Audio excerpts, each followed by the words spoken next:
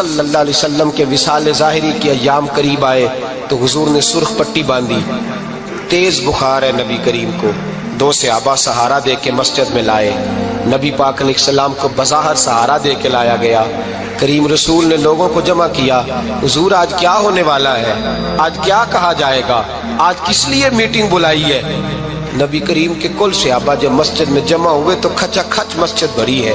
وصال ظاہری سے چند یوم پہلے کی بات، نبی پاک نے فرمایا آج تمہیں کوئی جہاد کی ترغیب نہیں دینی، آج کوئی نیا پیغام نہیں دینا، آج تمہیں بتانا ہے کہ رب نے اپنے بندے کو اختیار دیا ہے، چاہے تو دنیا میں رہے، چاہے تو اس کی بارگاہ میں حاضر ہو جائے۔ اس عبد نے بارگاہ ربوبیت کی طرف لوٹنے کا ارادہ کر لیا ہے۔ حضرت صدیق اکبر رونے لگے تو صحابہ نے کہا تمہیں کیا ہوا؟ کہنے لگے سمجھ نہیں رہے، کسی کی بات نہیں کر رہے، نبی پاک تو اپنی بات فرما رہے ہیں، اس نے جانے کا ارادہ کر لیا۔ سنیے میرے بھائی، محبوب پاک نے فرمایا بھائی کسی شخص کو میری طرف سے کوئی تکلیف پہنچی ہو تو بدلہ لے سکتا ہے، بدلہ لے سکتا ہے، کسی کو تکلیف پہنچی ہو۔ صحابہ پھوٹ کے رونے لگے، محبوبہ کرم ہی کرم ہوا ہے، رحمت ہی رحمت آئی، آپ کے بارے میں گمان کرنے والا بھی دائرہ ایمان سے نکل جائے۔ حضور آپ کیا فرما رہے ہیں؟ فرمایا نہیں بھئی اٹھو۔ پیچھے سے جناب عکاشہ بن محصن اٹھے، ہاتھ کانپتے ہیں، آگے بڑھے، کہنے لگے یا رسول اللہ، ایک جنگ کے موقع پر آپ نے درہ مارا تھا، ننگی پیٹھ پر صفیں سیدھی کراتے، بات دل میں رہ گئی ہے، میں نے بدلہ لینا ہے۔ نبی کریم نے فرمایا بلال دوڑ کے جاؤ، فاطمہ کے گھر درہ پڑا ہے، درہ لاؤ۔ سیدنا بلال حبشی کہتے میں گیا، دستک دی، سیدہ طیبہ طاہرہ حضرت فاطمہ فرمانے لگی بلال کیسے آئے ہو؟ اماں جی وہ درہ چاہیے تھا۔ سیدہ کو تشویش ہوئی، کہنے لگے بلال نہ تو جنگ پہ جانا ہے، نہ جہاد ہے، نہ کوئی ایسا موقع ہے، حضور کی تو طبیعت مبارک بظاہر بڑی علیل ہے، درہ کیا کریں گے؟ حضرت بلال عرض کرنے لگے اماں جی ایک صحابی بدلہ لینے لگے ہیں، صاحب طبقات نے جملے لکھے ہیں، کہتے ہیں بی بی صاحبہ نے درہ بھی دیا اور امام حسن حسین کو بھی باہر نکالا۔ فرمانے لگی عکاشہ سے کہنا 100 درے مارے، ان دو شہزادوں کے جسم پر نبی پاک کے قریب نہ جائے، میں نے 2 بچے پیدا ہی اپنے محبوب پر قربان کرنے کے لیے کیے، ان کو لے جائے۔ حضرت بلال کہتے میں 2 شہزادے لے کے آیا، اور جب دروازے میں میں لے کے پہنچا تو نبی پاک نے دیکھا تو آنکھوں میں آنسو آ گئے، فرمایا ان کو بٹھا دو، مجھے پتا ہے فاطمہ نے کیا کہہ کے بھیجا ہے۔ حضرت سیدنا بلال فرماتے ہیں درہ میں نے جناب عکاشہ کو دیا، حضرت عکاشہ درہ لے کے آگے جو بڑھے تو حضرت ابو بکر صدیق نے ان کے پیروں پہ ہاتھ رکھا، فرمایا عکاشہ میری طرف آ یار، مجھے ماں درے، نبی پاک کے قریب نہ جا۔ مصطفیٰ کریم نے فرمایا ابو بکر تو ہٹ جا، اسے آنے دے۔ فرماتے ہیں میں چند قدم آگے گیا تو مولا علی شیر خدا نے میرے پیر پہ ہاتھ رکھا، کہنے لگے عکاشہ سوچ تو صحیح تو کیا کر رہا ہے؟ حضور نے فرمایا علی ہٹ جاؤ، میرا اور ان کا معاملہ ہے۔ جناب عکاشہ آگے بڑھ رہے، نبی کریم نے فرمایا میں اپنی امت کو درس دینا چاہتا ہوں، خبردار خبردار زندگی میں تمہارے ہاتھ سے زبان سے کسی کو تکلیف نہ پہنچنے پائے، خبردار یاد رکھنا وہ معاشرے بگڑ جاتے ہیں، وہ معاشرے تباہ کر دیے جاتے ہیں جہاں ظلم ہوتا ہے، جہاں زیادتی ہوتی ہے، جہاں لوگوں کو ستایا جاتا ہے۔ محبوب کریم کے قریب آئے حضرت عکاشہ کہ حضور میری پیٹھ ننگی تھی، آپ بھی ذرا کپڑا ہٹائیے۔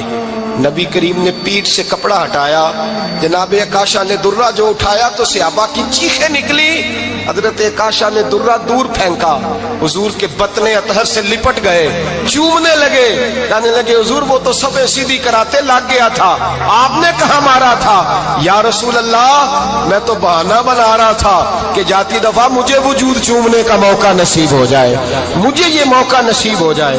میرے حبیب نے فرمایا جس نے جنتی دیکھنا ہو میرے عکاشہ کی زیارت کر لے۔ بھائی ظلم کا دروازہ کھلا ہوا ہے اور لوگ بھول جاتے ہیں زیادتی کرتے ہوئے، وہ بہو سے ہی کیوں نہ کریں، وہ اپنے گھر کے بھول جاتے ہیں کہ شاید پوچھنے والا کوئی نہیں، شاید میزان نہیں لگے گا۔ ایران کے بادشاہ نے اپنے بیٹے کو پڑھانے کے لیے ایک استاد صاحب کا بندوبست کیا، استاد صاحب کو کہا کہ میرے بچے کو دین پڑھائیے، میں چاہتا ہوں کل اس نے عنان حکومت کو سنبھالنا ہے تو یہ دین سے آگاہ ہو جائے، اس کو کچھ سکھائیے پڑھائیے۔ بہت نیک بزرگ بڑے درویش عالم پڑھانے لگے، اسباق مکمل ہو گئے، دین کے اسباق قرآن مجید پڑھایا، احادیث طیبہ کا درس دیا، اصول فقہ سے روشناس کرایا۔ جب بچے نے مکمل تعلیم حاصل کر لی اور آمین ہو گئی، دستار ہو گئی، فارغ ہو گئے، تو پھر ایک دن استاد صاحب نے کہا بیٹے کل تم نے ضرور آنا ہے، کچھ بات کرنی ہے۔ شہزادہ گیا ملنے استاد صاحب سے، استاد صاحب نے کنڈی لگا لی، ہاتھ میں درہ پکڑ لیا، مار مار کے پورے وجود کو زخمی کر دیا، کوئی غلطی نہیں، کوئی بات نہیں، مارا۔ اب بچہ آیا آ کے بادشاہ سلامت سے کہا کہ ابا جی سمجھ نہیں آئی، بڑا مارا ہے استاد۔ تو سیانے تھے نا بادشاہ، یہاں تو قاری صاحب روز کٹہرے میں کھڑے ہوتے ہیں، مولوی صاحب آپ نے میرے بچے کو کیوں مارا ہے؟ آپ 8,000 کے مولوی ہیں، میرا کئی کروڑ کا بچہ ہے، سویرے بدل لیں گے، خبردار آپ نے بچے کو ہاتھ لگایا، اپنی حیثیت میں رہے معاذ اللہ۔ جو قومیں استادوں کو کٹہروں میں کھڑا کرتی ہیں وہ ترقی نہیں کر پاتی، جو استادوں کو کٹہروں میں روز کھڑا کرتے ہیں۔ کہا ابا جی بڑا مارا ہے، تو والد بڑے سمجھدار تھے، کہنے لگے بیٹا استاد باپ ہوتا ہے، وہ زیادتی نہیں کرتا، کوئی بات ہوگی میں تیرے استاد کو کٹہرے میں نہیں بلاؤں گا۔ اماں سے بات کی، اماں کہنے لگی بیٹا میں تیرے باپ سے کیسے بات کروں، ڈر رہا تھا۔ وقت گزر گیا، 22 سال بیت گئے، 22 سال گزر گئے، بادشاہ کا انتقال ہوا، شہزادہ تخت پہ بیٹھا، پہلا حکم یہ دیا کہ میرے استاد کو بلاؤ، پہلا حکم۔ استاد جی بوڑھے ہو گئے تھے، چھڑی کے اوپر ٹیک لگا کے آئے اور بھویں سفید ہو کے جھک گئی تھیں، یوں آنکھ کھول کے بڑی مشکل سے دیکھا، کہنے لگے شہزادے حکم ہو۔ کب میں شہزادہ نہیں، اب میں بادشاہ بن گیا ہوں۔ استاد جی 22 سال بیت گئے، آپ نے مارا تھا، پر وہ درد چونکہ زیادتی کی تھی، میرا قصور کوئی نہیں تھا، تو نہ میری روح سے درد گیا ہے نہ میرے جسم سے گیا ہے، میں بے اختیار تھا، پوچھ نہیں سکتا تھا، آج با اختیار ہوا ہوں۔ سب سے پہلے پہلا حکم آپ کو دیا، بلایا ہے، بتائے کیوں مارا تھا، کیوں مجھے مارا تھا، میری زیادتی بتائے۔ تو استاد، بوڑھے استاد کی آنکھیں آنسوؤں سے بھر گئیں، کہنے لگے بیٹے بس آج کے دن کے لیے مارا تھا، یہ جو دن آ گیا نا میری زندگی میں اس لیے مارا تھا، یہ میں چاہتا تھا میری زندگی میں وقت آئے، آج کے بس میری مراد پوری ہو گئی۔ کہا صاحب کس لیے، مجھے بھی سمجھائے۔ آپ فرمانے لگے کتنی دیر ہو گئی تجھے مار کھائے ہوئے، کتنا زمانہ بیت گیا؟ کہنے لگا 22 سال۔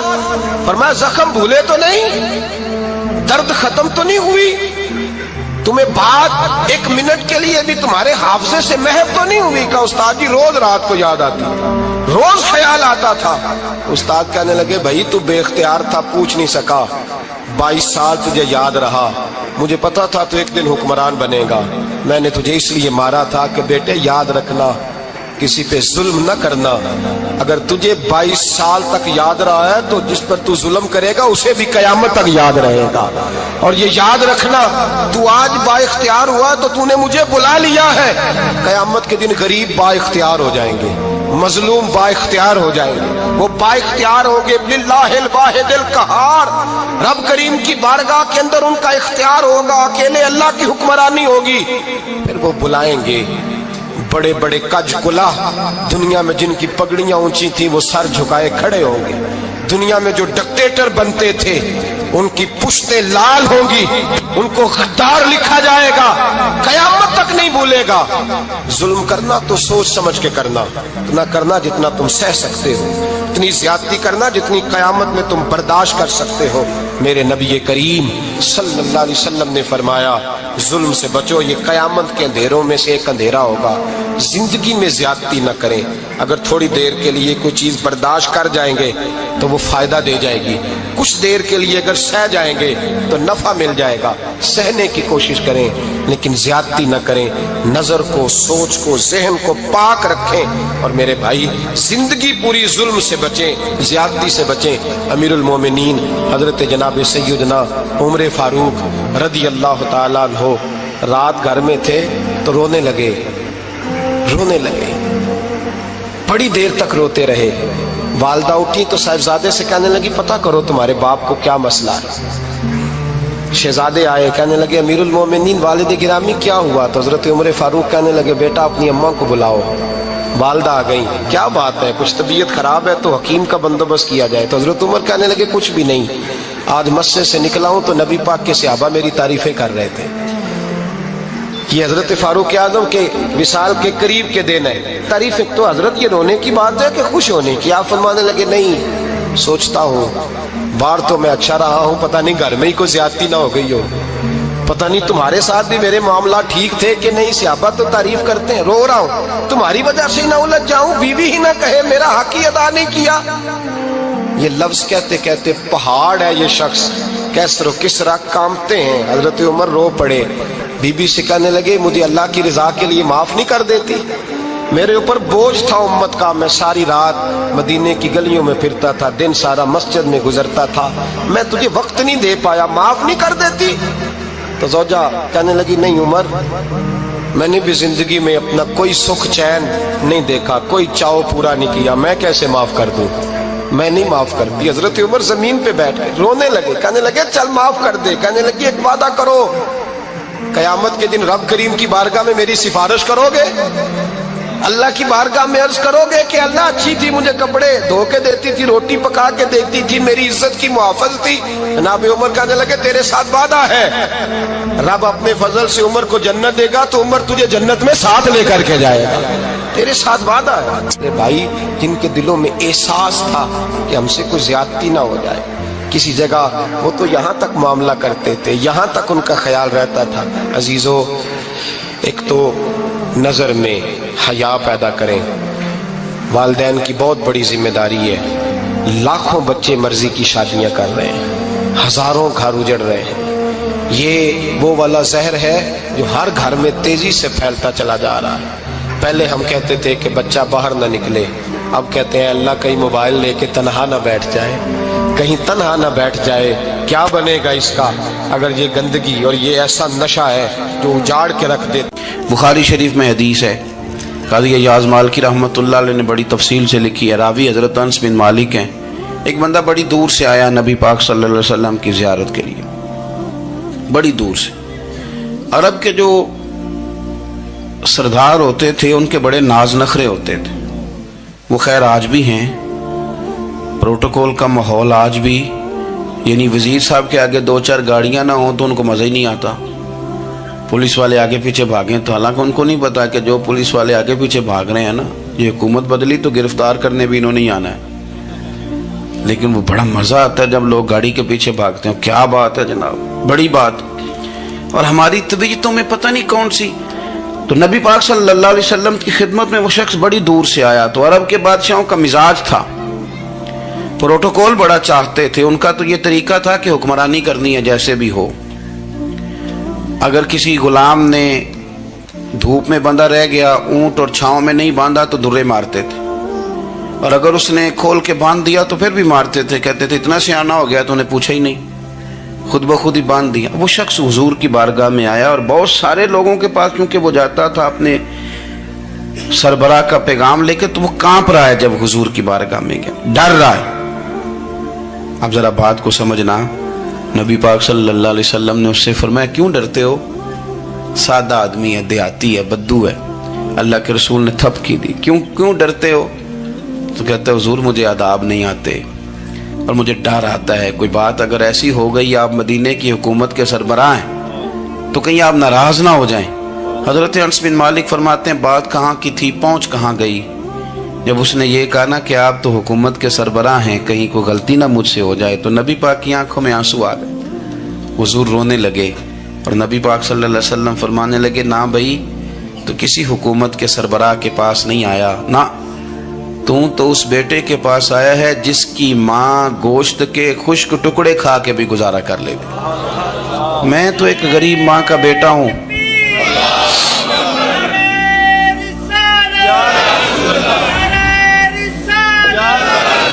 بھائی اگر آپ کا یہ ذوق بن جائے، دیکھو نا آج تو لوگ بھول جاتے ہیں نا، کپڑے بدل لیتے ہیں تو وہ سمجھتے ہیں کہ شاید سارا کچھ ہی بدل گیا، یعنی گاؤں سے آ کر پڑھنے والے بھول ہی گئے ہیں کہ کس کی ماں نے کتنا زیور بیچا تھا۔ لوگ بھول جاتے ہیں چیزوں کو، اپنے ماضی کو یاد رکھیں، آپ لوگوں کے ساتھ پیار کریں، آپ لوگوں کو موقع دیں، آپ تھوڑی سی اور کوشش کریں اس شخص تک جانے کی جو آپ کو مایوس نظر آ رہا ہے، پریشان نظر آ رہا ہے۔ یہ ہمیں میلاد والے محبوب صلی اللہ علیہ وسلم نے درس دی۔ ایک اور پہلو، حضور سید عالم صلی اللہ علیہ وسلم نے ہمارے ہاں نا ابھی بھی برادری کی تقسیم ہے، ابھی بھی، اور کچھ میں نے ایسے کمزور لوگ بھی دیکھے، یہ اس طرح کی حرکتیں ہارے ہوئے لوگ کرتے ہیں، ہارے ہوئے لوگ جو اپنے آپ کو سمجھتے ہیں کہ میں کوئی بڑا آدمی ہوں۔ بڑا آدمی تو اپنے اخلاق سے ہوتا ہے، اپنے کردار سے ہوتا ہے، اپنی سخاوت سے ہوتا ہے، لوگوں سے پیار کرنے سے ہوتا ہے۔ باقی یہ کہ بیٹھ کے کہانی سنانا کہ میں بڑا کچھ کرتا ہوں، تو جو کچھ کرتا ہوتا ہے اسے سنانے کی کوئی ضرورت ہے؟ ایک وہ بہت سارے لوگ آپ تعزیت کرنے جائیں نا والد کے انتقال کے بعد، تو ان بیچاروں کو بتانا پڑتا ہے کہ ابا جی میرے بغیر دوائی نہیں کھاتے تھے۔ تو میں کہتا ہوں اگر تیرے بغیر نہیں کھاتے تھے پھر بتانے کی ضرورت نہیں، پھر تو سارے گاؤں کو پتا ہوگا کہ تیرے بغیر نہیں کھاتے تھے۔ اور اگر کوئی دال میں کالا ہے تو پھر تیری وضاحت کوئی بندہ قبول نہیں کرے گا، تو آپ کو بتانا کیوں پڑ رہا ہے؟ اور آپ بار بار اس بات کا ذکر کیوں کر رہے ہیں کہ ہم بہت بڑے قبیلے کے ہیں؟ صاحب اگر آپ بڑے قبیلے کے ہیں تو پتہ ہوگا سارے علاقے کو آپ کتنا لوگوں کا خیال کرتے ہیں، آپ کس قدر محبت کرتے ہیں، آپ کا انداز کریمانہ کس طرح کا، پھر آپ کو بتانے کی کوئی ضرورت نہیں ہوتی، پھر خود بخود خبر ہوتی ہے۔ حضرت سیدنا ابو ذر غفاری رضی اللہ تعالیٰ عنہ، قبیلہ بنو غفار ایک بڑی شاخ تھی قبیلوں میں سے، جو لوگ اس زمانے میں مالدار قبیلوں سے تعلق رکھتے تھے، ان میں سے ایک بڑا نام تھا۔